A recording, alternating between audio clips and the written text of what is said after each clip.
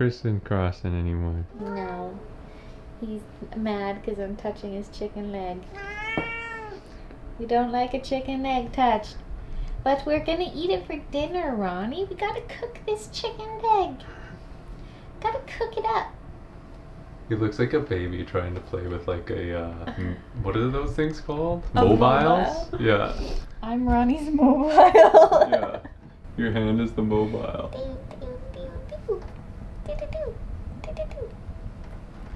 And your chicken leg is dinner. So I just came outside. I've been trying to figure out kind of what to do with the day. It's a weird thing. Like, I have so many things I can do, but what do I want to do? That's kind of the question I've been asking myself lately, because I've been trying to relax. I talked about this in the Revelation podcast, my last episode of it, but I guess it'd be episode 3 whenever this comes out. But it was kind of this idea where to do my best work, I actually need to be able to do what I actually want to do. I need to have no other obligations. I need to be able to fully relax. And that's sort of when I am the most capable and the most able. And so I've been trying to figure out what that looks like, what relaxing looks like, because I've been so wound up for the past years that I don't even really know what to do, you know? And it ends up being things that I used to do. So there's meditation, there's yoga, there's going outside. And that was something that I tried to bring in. And even still, I was doing it in sort of my frantic way of making it an everyday thing. So one of my ideas was to go outside every single day. And I've kept up with that. And it's this weird thing about forcing myself to just do something, because what happens in the morning is I don't know if what I'm doing is the right choice. For instance, when I just start to do something, I start questioning, is this what I should be doing? Because I don't want to be doing the wrong thing and wasting my time.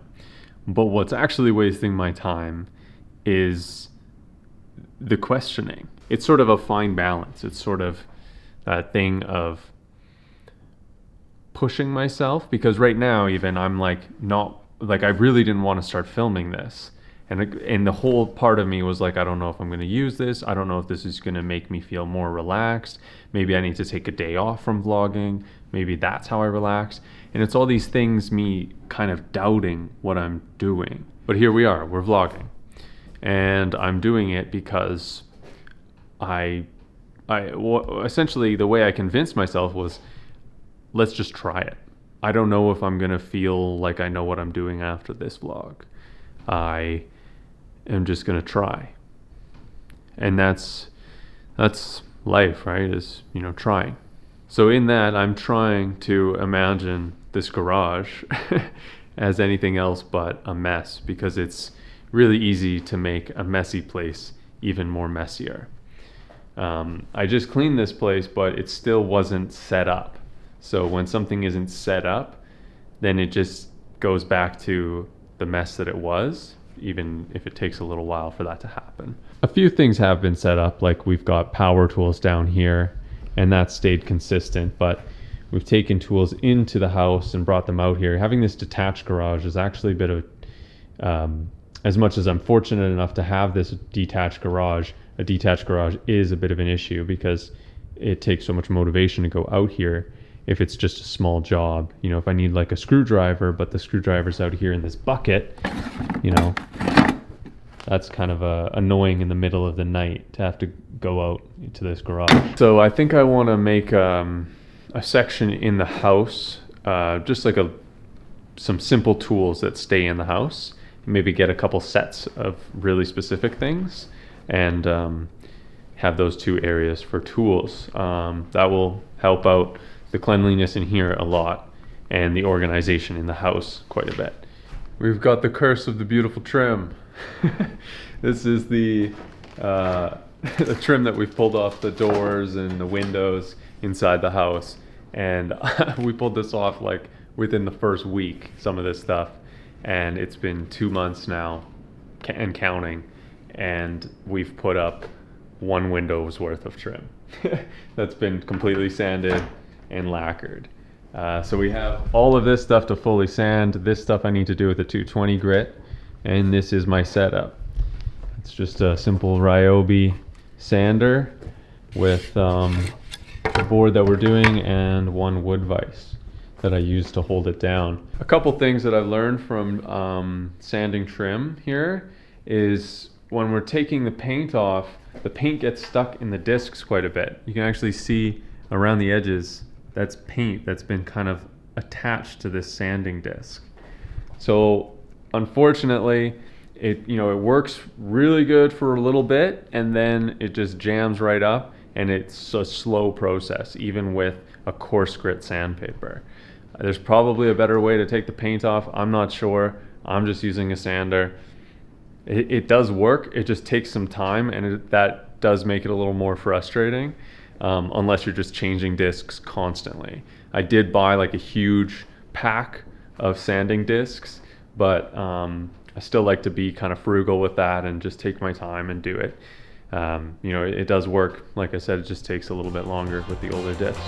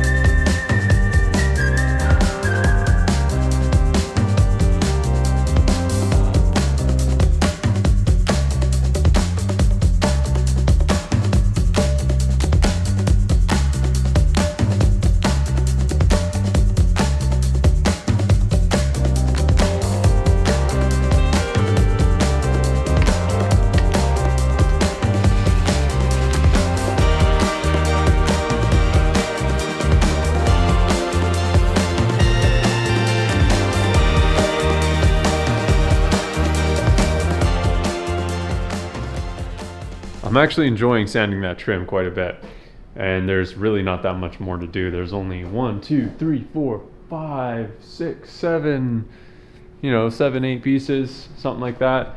There's also these though. So these are boards that were kind of framing my office window, and they're white and hideous because they have plastic all over them and glue and all this kind of stuff. I'm going to sand them down, and I'm going to paint them that green, because I think it'll go really well with a green frame, then wood trim over that. It's going to be dope. So I'm going to do that, and the rest of this trim, I'm going to sand it up, and I'm going to set up a painting station inside because paint will not dry right now.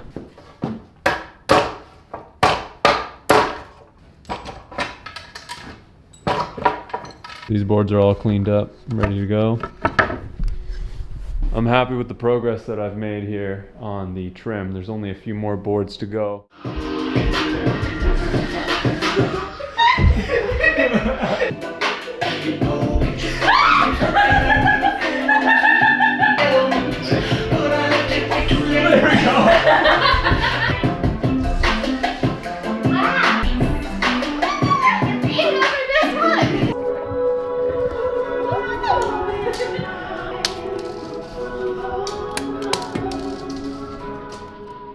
So I'm up in the office now trying to get some work done, and I'm gonna show you guys what the state of business is right now. We got Premiere Pro crashing, and we have me trying to upload a video through my phone. Come on. And here's the internet speed test right now. The upload speed is 0.42 megabytes. Internet connection is very slow, it says. I was trying to upload it on this tablet, and usually this is the device that works the best when our internet is this slow, and it's been nothing but problems. Like it wasn't uploading all night last night, and it's only at 63%. It's a 5 gigabyte upload at 0.5 megabytes per second upload speed. It's gonna take forever, and it's got to be released tomorrow. So I had to re-edit it into a smaller file, less high quality. I'm trying to upload it here, so I'm uploading here, I'm uploading there. It's a sad state of affairs until we get Starlink. A couple people actually nearby got Starlink. Still in beta right now, but at least a few people have it, so it's a good sign. Because this internet is barely usable. I gotta take a pause break from editing because there's a beautiful sunset out there that I gotta get dressed for, and gotta go check it out. It is absolutely incredible out here. Wow. You guys gotta peep this.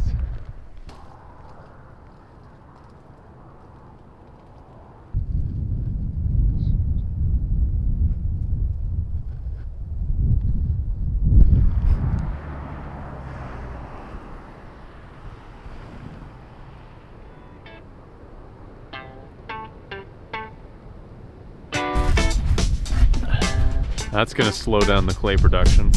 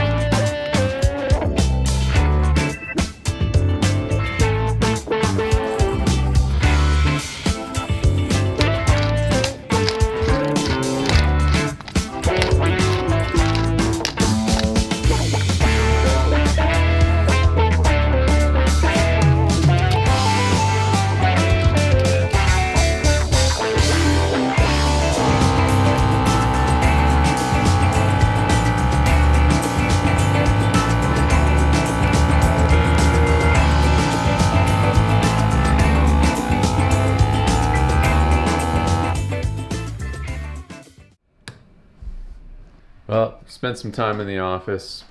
I've edited 2 videos, one for different media, one for the vlog channel.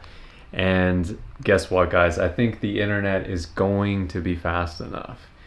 It's 8 o'clock now, and I'm uploading the same video on 2 different devices because one of them is the smaller version. This one's at 54%, and it only has 800 megabytes left to go, so this one will be uploaded, but I'd prefer, you know, the high quality one because I don't want to skimp on quality.